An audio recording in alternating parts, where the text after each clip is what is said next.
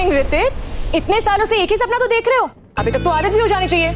लेकिन तुम ना अभी भी मैं कौन हूँ, कहाँ पहुंच गया, ये फेज में रहते हो। क्या हुआ, ऐसे क्या देख रहे हो? मुझे पहचाना नहीं क्या? फियांसी हूँ तुम्हारी और बहुत जल्द हमारी एंगेजमेंट भी होने वाली है। अच्छा ये तो बता दो, सपने में क्या देखा? एक लड़की थी। दिखने में कैसी है वो? Pretty, good looking, tall, hot सी, अदाओं वाली, या लड़की कैसी थी? नाइटमेयर था, डरावना सपना। और तुम मुझे मेरे सपने में लड़की के बारे में पूछ रही हो? हाँ बाबा, क्योंकि मैं बहुत खुश हूँ। थैंक गॉड तुम्हारे सपने में कोई लड़की आई, क्योंकि मेरे दोस्तों को तुम पर पूरा शक था। कहते ये कैसा लड़के को तू डेट कर रही है जो दिन भर अपने काम में बिजी रहता है। इसका क्या मतलब है? वो सब छोड़ो तुम, पॉइंट की बात ये है कि जब तक तुम्हारे सपने में कोई लड़का नहीं आए और रियल लाइफ में कोई लड़की, मुझे मेरी भगवान जी से कोई शिकायत नहीं है। मैं बहुत खुश हूँ। तन्वी, तुम मुझसे शादी क्यों करना चाहती हो? तुम जानती हो ना कि तुम मुझसे प्यार नहीं करती, कि तुम सिर्फ अपने काम से प्यार करते हो, और ये कि हम दोनों सिर्फ बेस्ट फ्रेंड्स हैं, राइट? ऋतिक, मुझे ये प्यार व्यार और केमिस्ट्री बहुत ओवररेटेड लगती है, और वैसे भी जिनके बीच रहता है ना, उनका 3, 4 या 5, 6 साल में वैसे भी ओवर हो जाता है। देखो शादी वही चलती है जिसमें दोस्ती हो, और क्या पता साथ रहते रहते तुम भी मुझसे प्यार करने लग जाओ। मुझे नहीं लगता है कि मैं कभी भी किसी को भी प्यार कर पाऊंगा। मेरे लिए प्यार कभी इंपॉर्टेंट रहा ही नहीं है। मैं प्यार में विश्वास ही नहीं करता। हाँ, एक डील जरूर कर सकता हूँ कि तुम्हारे साथ हमेशा ऑनेस्ट और लॉयल रहूंगा। डील मंजूर है। अब चलें, क्योंकि पूजा के लिए हम ऑलरेडी लेट हो गए हैं। तुम जाओ, मैं काम करके आता हूँ। अरे कितने ड्राई हो तुम, तुम्हें प्यार नहीं करना, पूजा नहीं कर सकते, तो गॉड से तुम्हें एंगेजमेंट तो करनी है ना, तो जल्दी से चलो, क्योंकि पूजा के बाद हमें पंचनेर के लिए निकलना है, और वहां लेट हुए ना तो तुम्हारी फैमिली हमसे अपसेट हो जाएगी।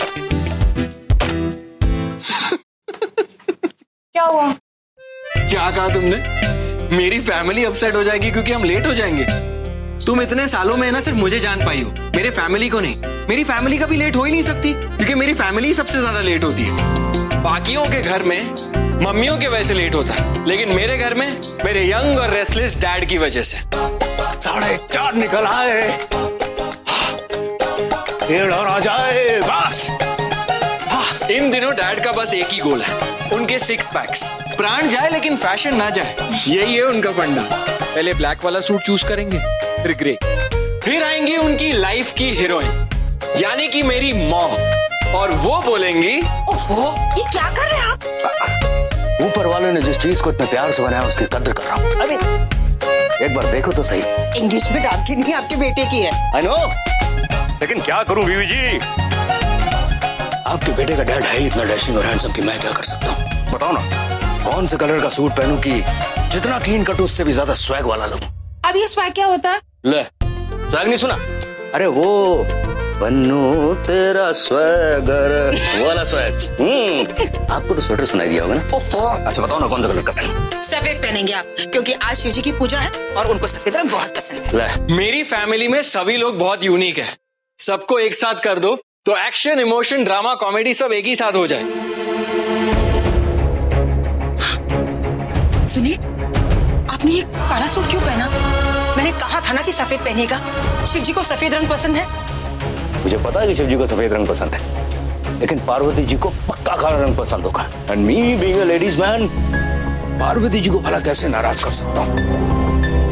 कैसा लग रहा हूँ? अब ये काला रंग तो मत पहनिए, कोई अपशकुन हो गया तो। This is Italian fabric, Paris, Milan, दुनिया की कैपिटल है, और वहाँ के जो टॉप मॉडल्स और डिजाइनर्स हैं, वो आजकल ये फैब्रिक पहन रहे हैं। पता है चाचा जी, जब आपने ये पहली बार इन्फॉर्मेशन बताई थी ना, सिर्फ तभी ये नहीं थी, अब तो आप ये 500-600 बार बता चुके हो। किताबी नर्ड, तुम क्या जानो फैशन का स्वाद क्या होता है? चाची जी जल्दी चलो, पापा कब से बुला रहे हैं। Come on.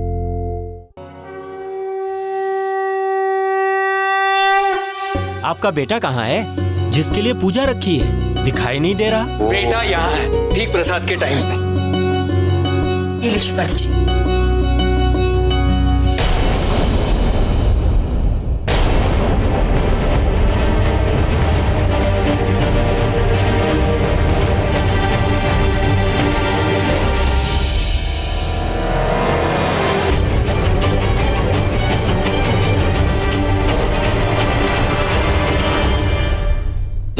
कोई तूफान आया?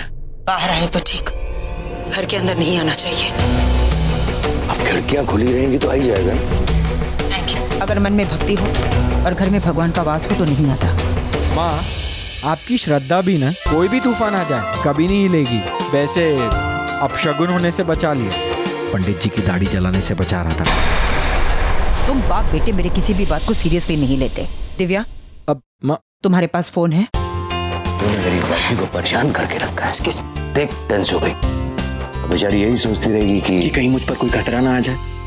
तो फिर पंडित जी बताइए ना, दुविधा क्या है? वही तो उपाय होगा ना पंडित जी। है। ऋतिक की शादी किसी भी हालत में उसके 25 साल के होने के पहले हो जानी चाहिए, नहीं तो जैसे ही ऋतिक 25 साल का हो जाएगा, उसके 25 वर्ष के होते ही उसकी जिंदगी पर बहुत बड़ा संकट आ जाएगा। 20 साल बाद पचने जा रहे हैं, मुंबई से 300 किलोमीटर दूर, वो भी एक छोटे से गांव की पुरानी सी हवेली में, अपने बेटे की एंगेजमेंट के लिए। ग्रेट। जाना तो पड़ेगा ना एंकी जी, नहीं तो उसकी जिंदगी खतरे में है। तभी उस कष्ट का निवारण हो सकता है जो 20 साल बार बार कहा है, उस बात को मत दोहराया करो। बड़ी मुश्किल से उस बात को भुला पाया हूँ। एक नया आदमी बन पाया हूँ मैं। इस सूट बूट के पीछे अभी भी वो कहीं इंसान है। डरा हुआ कि 20 साल पहले जो हुआ था वो कहीं वापस ना आ जाए। उस राज को उस रात में ही रहने दो। कौन सी रात डैड? कौन सा रात? Did I miss anything? No, कौन सी रात, कैसी रात? लेकिन ये बता कि उस रात तेरा ध्यान कहाँ था जब मैंने तुझे समझाया था कि जब दो जवान लोग प्राइवेट में बात कर रहे हो तो चोरी छुपे बातें नहीं सुनते हैं। और वैसे भी हम दोनों जैसे न्यूली वेडेड कपल के तो कई राज हो सकते हैं, है ना? देख जरा हम दोनों को, एक ब्यूटीफुल और एक हैंडसम। इसीलिए तो मैं कहता हूँ कि मेरे मॉम डैड वर्ल्ड के सबसे रोमांटिक कपल हैं। जितना भी रोमांस और ग्लैमर है ना, वो सब तेरे डैड की वजह से। तेरी मॉम बहुत बोरिंग है। और हम लेट भी आप ही की वजह से होते हैं। सब लोग नीचे वेट कर रहे हैं, पंजरे नहीं जाना। चलो चलते हैं।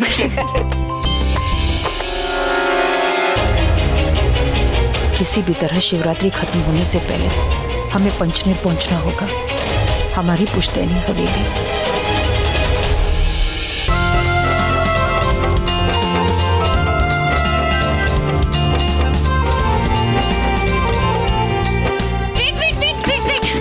क्या हुआ इंटरनेट क्वीन? तू तो अमृता दीदी के साथ आने वाली थी। वो क्या है ना, अंगद भैया ना उनके साथ बैठ के कुछ तो चन्नामृत की बातें कर रहे हैं, बट मुझे ना साफ साफ पता है कि वो दीदी की ड्रिंक्स की बात कर रहे हैं। तो कोई बात नहीं ना, आप हमारे साथ बैठ जाओ किडो। किडो? I am not a kid, I am 17। अरे ऋतिक सुन, सुना है तेरे सपने में कोई लड़की आई थी? क्या कह रही थी? अरे कुछ नहीं यार, वो टेंशन हो जाती है ना यार। मेरी भतीजी का होने वाला हस्बैंड है, हमारा जवाई राजा है, तो तेरा ध्यान तो रखना पड़ेगा ना यार। तू टेंशन मत ले और अपनी भतीजी को भी बोल कि टेंशन ना ले। सिर्फ सपना था, उसका कोई मतलब नहीं था। Not true. पता है सपनों के कई मतलब होते हैं। लोग कहते हैं कि सपनों के थ्रू जो चीज हम देखते हैं ना, वो ही हम चाहते हैं। तेरा 3G डेटा प्लान बंद करना पड़ेगा। चले? तो चलो, मैं तो कब से बोल रही हूँ चलो। आप लोग ही लेट करे जा रहे हो। हाँ, कितनी लेट हो गई है।